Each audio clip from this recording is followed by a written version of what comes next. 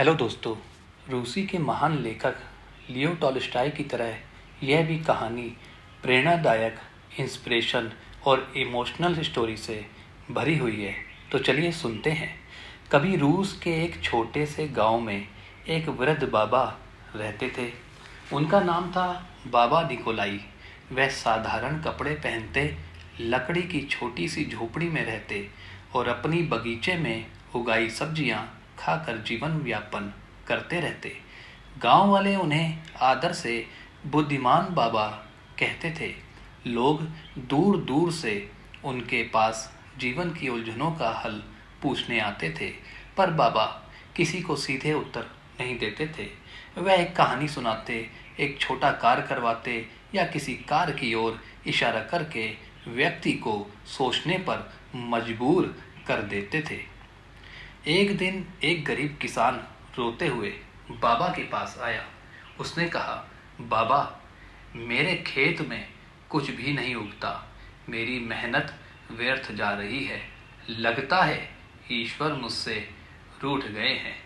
बाबा ने उसे ध्यान से देखा, फिर बगीचे में एक बीज निकालकर उसे थमाया और कहा, इसे जाकर अपने खेत में बो दो और हर दिन बिना गुस्से, बिना चिंता के पानी देना, बाकी प्रकृति पर जाने देना।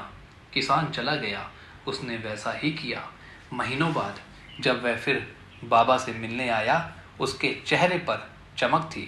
बाबा, बीज तो आम का निकला, लेकिन अजीब बात है, जब मैं हर दिन उस पौधे को शांति से देखता और पानी देता तो बाकी फसलें भी हरी होने लगी। बाबा मुस्कुराए। कभी कभी बीज से पहले मन को पानी देना जरूरी होता है। एक दिन और एक नौजवान लड़का जो शहर से पढ़कर लौटा था, बाबा से मिलने आया। वह बोला, बाबा, आप इन ग्रामीणों को क्या सिखाते हो? ये तो अंधविश्वासी है। ज्ञान तो अब विज्ञान में है। बाबा चुप रहे। उन्होंने पास रखी एक खाली बाल्टी दी और कहा, इसे कुएं से भर लाओ। लड़का गया और कुछ ही देर में वापस आकर बोला, बाबा, ये बाल्टी तो नीचे से टूटी है, पानी डालते ही बह जाता है। बाबा ने मुस्कुराकर कहा, ज्ञान भी ऐसी ही बाल्टी है। अगर विनम्रता ना हो तो सब व्यर्थ बह जाता है। लड़का कुछ पल चुप रहा और फिर नम्र होकर बोला, बाबा, अब समझा। एक धनी व्यापारी जो हमेशा अपने धन को लेकर चिंतित रहता था, बाबा से मिलने आया। वह बोला, बाबा, मैंने सब कुछ कमाया है, पैसा, नाम, पहचान, फिर भी मन में बेचैनी है। क्यों? बाबा ने पास में एक मोमबत्ती ली और उसे जलाकर व्यापारी के हाथ में दे दी।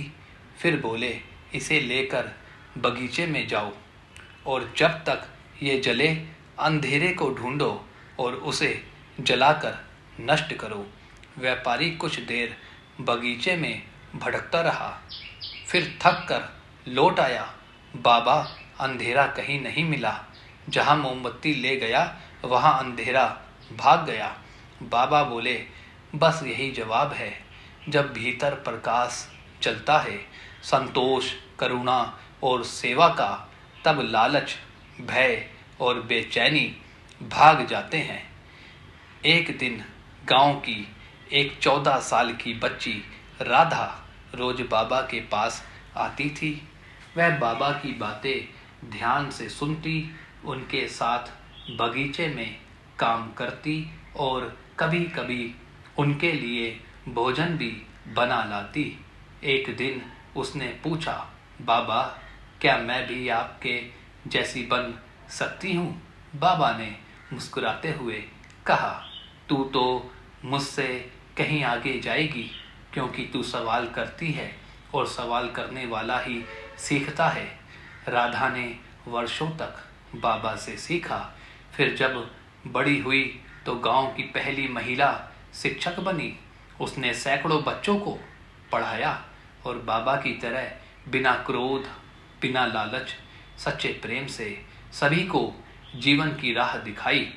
एक दिन गांव वालों ने देखा कि बाबा निकोलाई की झोपड़ी से धुआं नहीं निकल रहा। सभी दौड़कर पहुंचे। बाबा अपने बिस्तर पर शांत लेटे थे। उनकी सांसें धीमी थी। राधा उनके पास बैठी थी। बाबा ने उसका हाथ पकड़ा और धीमे स्वर में कहा, बेटी, जब तक लोगों में दुख है तब तक सच्ची सेवा की जरूरत रहेगी। तू मेरा दीपक बनकर चलती रहना। इतना कहकर बाबा की आंखें सदा के लिए बंद हो गई। बाबा अब नहीं थे, पर उनकी कहानियाँ, उनके कार्य और उनका स्नेह गांव की मिट्टी में बस चुका था। राधा ने बाबा की झोपड़ी को एक पुस्तकालय में बदला। वहाँ हर हफ्ते बच्चे इकट्ठा होते, कहानियाँ सुनते और सीखते। वह अब भी जीवित थे।